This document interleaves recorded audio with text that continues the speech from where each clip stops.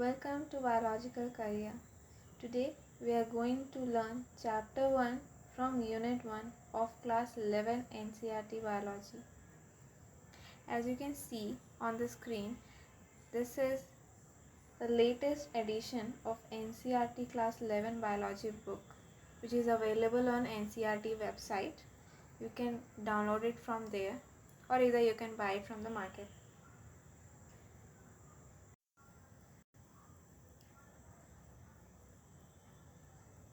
As you can see on the screen, this is Unit 1, and in Unit 1 there are 4 chapters.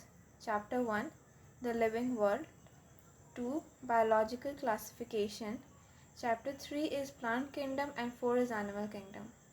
Today we are going to discuss or learn the chapter 1, the living world. Let's move on. ये है पहला page इस chapter का. इसमें Ernst Mayr के बारे में लिखा हुआ है.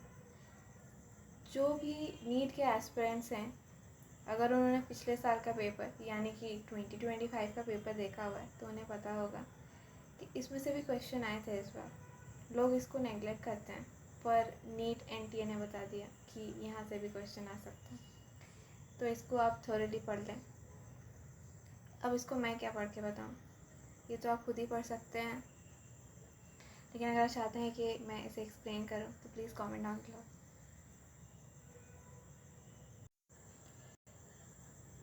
चलिए हम नेक्स्ट पेज में चलते हैं और main content chapter number 1, the living world.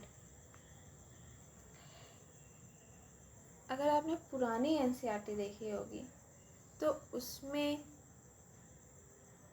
इस साइड में मैं आपको स्क्रीन पे दिखाती हूँ, 1 मिनट.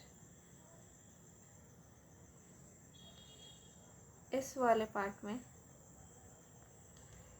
4 पॉइंट्स थे, 4 टॉपिक्स थे, पर अब न्यू एनसीईआरटी में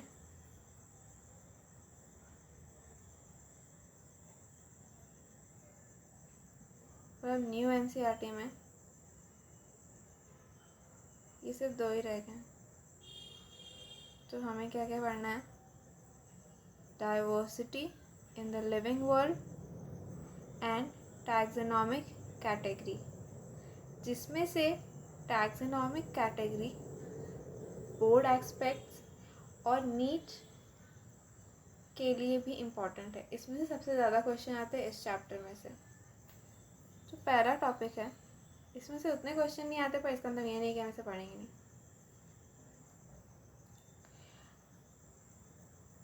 मैंने पहले से important points, important lines highlight कर रखा है. आप इसका स्क्रीनशॉट ले सकते हैं.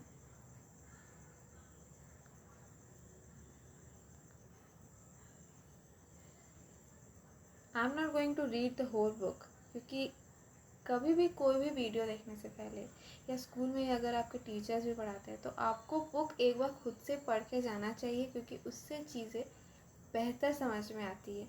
एक बार पढ़ने से पहले और एक बार टीचर से पढ़ने के बाद भी आपको बुक पढ़नी चाहिए, तो चीज़ें बहुत क्लियर होंगी. लोग ये नहीं करते हैं इसलिए उनको समझ में नहीं आता, पर आपको पढ़ना है.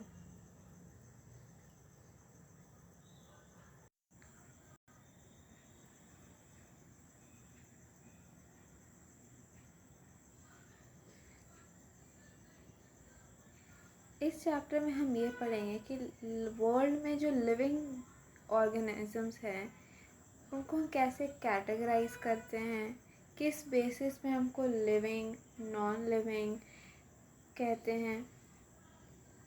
जैसे कि जो पहला हाईलाइटेड पॉइंट है वो है the extra ordinary habitat in which we find living organisms, be it cold mountains, deciduous forest, oceans, fresh water lakes, desert और हॉट स्प्रिंग. हम ऐसे बहुत सारे ऐसे जगह पे लिविंग ऑर्गेनिजम्स देखते हैं जहाँ पे शायद हम तो सर्वाइव नहीं कर सकते, पर वो सर्वाइव कर रहे हैं बहुत ही हार्श कंडीशंस में. बेसिकली इस चैप्टर में diversity of the living organisms के बारे में हमें पढ़ना है और उन्हें हम कैसे ईज़िली कैटेगराइज करेंगे ताकि वो हमारे लिए ईज़िली हो जाए.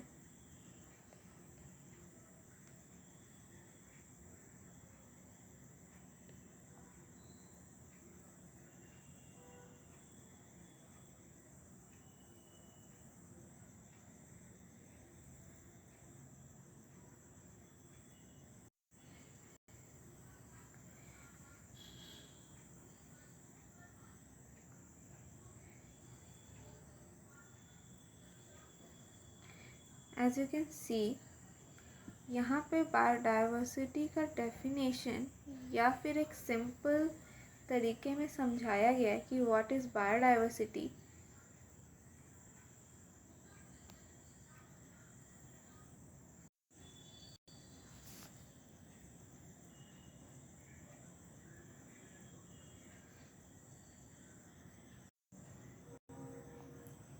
As I told you earlier,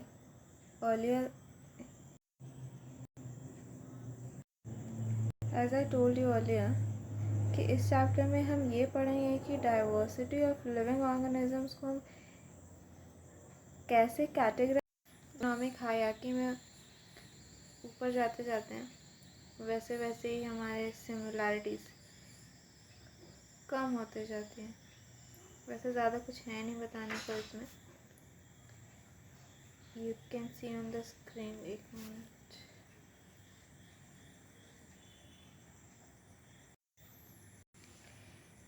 जैसे जैसे टैक्सोनॉमिक हायरार्की में हम ऊपर जाते जाते हैं वैसे ही नंबर ऑफ कैरेक्टर्स जो है वो कम होते जाता है। I will show you a diagram, जिससे आपको ये समझ में आ जाएगा कि हम क्या बोल रहे हैं। इससे पहले ये फिगर 1.1 एनसीईआरटी का देख लेते हैं। इसमें लिखा हुआ है taxonomic category showing hierarchical arrangement in ascending orders. Arrow ऊपर की तरफ है तो नीचे से ऊपर की तरफ बता रहा है कि असेंडिंग ऑर्डर्स है। Ascending orders in number of species है। स्पीशीज़ में इंडिविजुअल्स कम हैं और किंगडम में सबसे ज़्यादा हैं।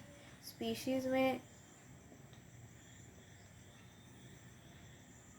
अगर हम स्पीशीज़ और जेनस को कंपेयर करें तो जेनस में नंबर ऑफ़ इंडिविजुअल्स ज़्यादा हैं देन स्पीशीज़। वैसे ही अगर हम फैमिली और जेनस को कंपेयर करें तो फैमिली में ज़्यादा एंड सो ऑन। तो इसी तरह स्पीशीज़ में सबसे कम और किंगडम में सबसे ज़्यादा है। यहाँ पे मैंने ऑलरेडी हाईलाइट कर दिया है this part of the NCERT. As we go higher from species to kingdom, जैसे हम स्पीशीज़ टू किंगडम जाते हैं ऊपर की तरफ, number of common character goes on decreasing. Number of common characters जो है जैसे जैसे हम स्पीशीज़ से किंगडम की तरफ ऊपर जाते हैं कॉमन कैरेक्टरिस्टिक्स जो है वो डिक्रीज़ होता है, पर नंबर ऑफ इंडिविजुअल्स जो है वो इंक्रीज़ होता है। आपको एक फिगर से मैं समझाती हूँ। एक बारे में हम बात कर रहे थे टैक्सोनॉमिक हायरार्की। इसमें बहुत अच्छे से एक्सप्लेन किया गया है कि एग्जैक्टली टैक्सोनॉमिक हायरार्की क्या है। जैसे किंगडम से जब स्पीशीज़ की तरफ नीचे आते हैं हम, कॉमन कैरेक्टर्स इंक्रीज़ होता है। एनसीईआरटी में भी यही चीज़ लिखा है, बट ऐसे लिखा हुआ है कि स्पीशीज़, एनसीईआरटी में क्या लिखा है वो आपको ग्रीन से डिनोट कर देते हैं। एनसीईआरटी में लिखा है कि स्पीशीज़ से किंगडम की तरफ जब आप जाते हैं तो कॉमन कैरेक्टर्स डिक्रीज़ होता है। और इस फिगर में लिखा हुआ है कॉमन कैरेक्टर्स जब किंगडम से स्पीशीज़ की तरफ आते हो तो कॉमन कैरेक्टर्स इंक्रीज़ हो रहा है। बात एक ही है। अब जो हम बोल रहे थे कि जब स्पीशीज़ से किंगडम की तरफ आप जाते हो तो नंबर ऑफ़ इंडिविजुअल्स इंक्रीज़ होते हैं। नंबर ऑफ़ इंडिविजुअल्स इंक्रीज़ हो रहे हैं, यानी कि किंगडम में जो नंबर ऑफ़ इंडिविजुअल्स है वो ज़्यादा है देन द फाइलम, और फाइलम में जो नंबर ऑफ़ इंडिविजुअल्स हैं वो ज़्यादा है than the class and so on. तो स्पीशीज़ में सबसे कम नंबर ऑफ़ इंडिविजुअल्स है और किंगडम में सबसे ज़्यादा नंबर ऑफ़ इंडिविजुअल्स है टैक्सोनॉमिक हायरार्की में। और इस फिगर से ये सारा हम डिलीट करके आपको दिखाते हैं। एक मिनट। हाँ, ये सर्कल दिखाता है कि ये किंगडम है। नंबर ऑफ़ इंडिविजुअल्स को ये भी डिनोट कर रहा है कि ये सर्कल इस किंगडम। इस सर्कल के अंदर एक और सर्कल है दैट्स फाइलम, यानी किंगडम में फाइलम है पर फिर फाइलम के अंदर एक और सर्कल है जो है class. Number of individuals increase होते जा रहे हैं। जितना पोर्शन ऑफ सर्कल हटते जा रहा है इंडिविजुअल्स कम होते जा रहे हैं, क्लासेस बहुत सारे हैं, तो किसी एक किंगडम और किसी एक फाइलम क्लास के बारे में ये फिगर डिनोट कर रहा है कि कोई एक किंगडम है ए, कोई एक किंगडम है ए, उसमें 2 फाइलम हैं ए एंड बी। तो फाइलम ए है ये,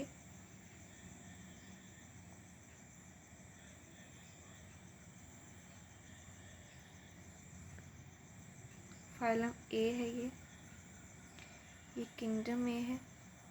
किंगडम ए में फाइलम ए है ये सर्कल, फाइलम बी है द रेस्ट ऑफ। फिर क्लास है, क्लास के बाद क्लास में ऑर्डर हैं, ऐसे ऐसे करके इंडिविजुअल्स डिक्रीज होते जा रहे हैं और सबसे कम इंडिविजुअल बच के स्पीशीज़ में, सबसे ज़्यादा हो गए किंगडम में।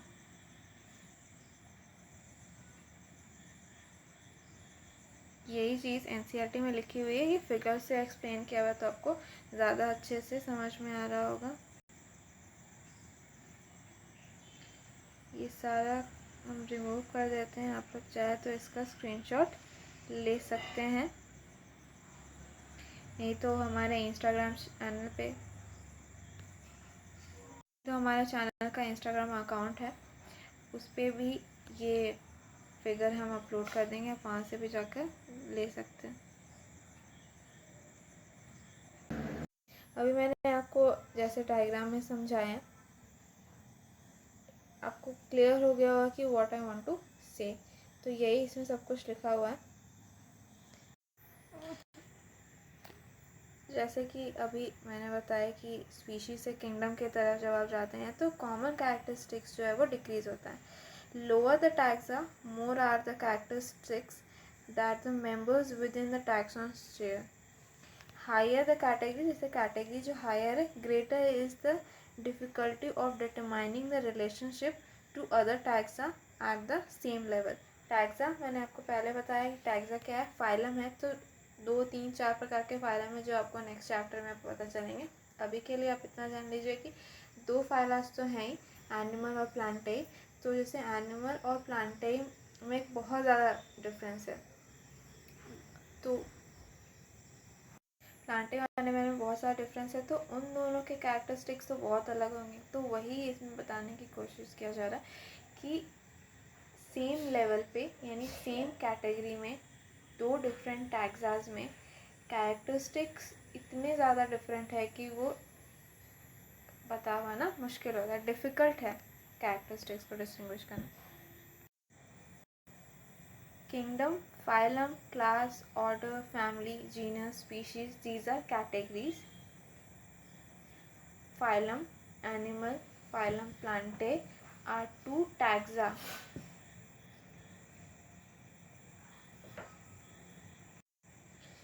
So, as we go higher from species to kingdom, number of common characters goes on decreasing. This is clear. Lower the taxa, more are the characteristics that the members within the taxon shares. Higher the category, greater is the difficulty of determining the relationship to other taxa at the same level. यहाँ नीचे table 1.1 में organisms with taxonomic categories दिया हुआ है। Common name है,